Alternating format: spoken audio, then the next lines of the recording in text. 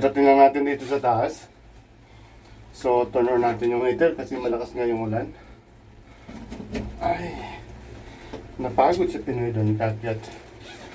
At nabasa tayo. Palit tayo ng jacket. Kasi, grabe. Pagkakit natin lakas ng ulan. Kaya, papalit muna ng jacket si Pinoy ha. Diyan lang kayo ha. Maginaw. Okay. Buti na lang mayroon tayong jacket dito, reserva. Okay. Right. So, lagyan natin yung ating susi dito. Tapos, yan. Buti may jacket tayong reserva jacket. Okay.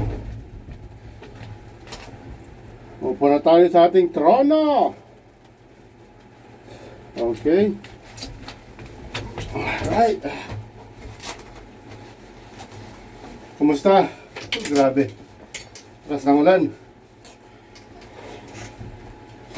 So, lagay lang natin yung ating cup dyan. Ay, grabe. Kumusta? Pasensya na kayo ha. Basa ko, basa. Nagmamadali. Okay, bago tayo mag-umpisa sa umaga, so thank the Lord. Kailangan natin magpasalamat sa Panginoon. Tayo nagising muli sa umagang ito. Alright? So, count up. Okay, the power is on. So, we're going there on the test block. So, ay nako, grabe. Kanina sa highway, sinalubong ako ng malakas na ulan. Nako, pati jacket, baliktad ang pagsuot. Nakabuhay talaga. Natataranta na ako sa ulan na to. Kanina, simula dun sa baba, umakyat ako, 150 o 180 meters. 180 feet, inakyat ko. Pwede sa gitna, hiningil ako, nagpahinga ako 1 minute. Kaya lala akong nabasa. Okay, standby lang kayo dyan and magtitest block tayo.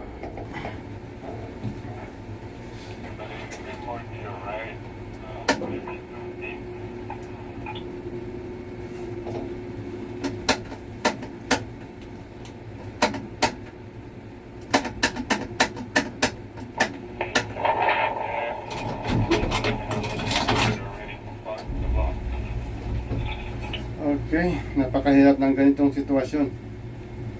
So,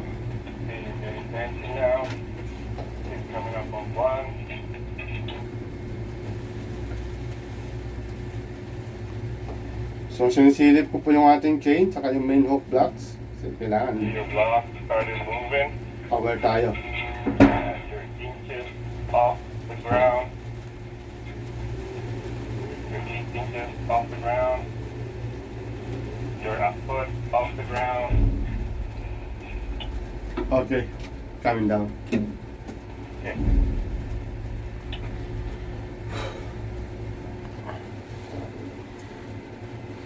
Grabe talaga, hanggang ngayon, lakas pa rin ang buhos ng ulan. So, sa lahat ng mga nagdadrive dyan, sa highway, ingat ha. So, shout out sa mga kababayan nating Pinoy na nagtatrabaho sa labas ng iba yung dagat at ibang bansa sa ganito pong sitwasyon na maulan sa inyong mga kinaroroonan. So, konting ingat at saka magsuot ng mga rain gear. Sa panahon ngayon, mahirap magkasakit. Okay? Ay, nako, ano ba yan? Sigurado ko, uwihan to ng maaga. That's okay, it's payday anyway.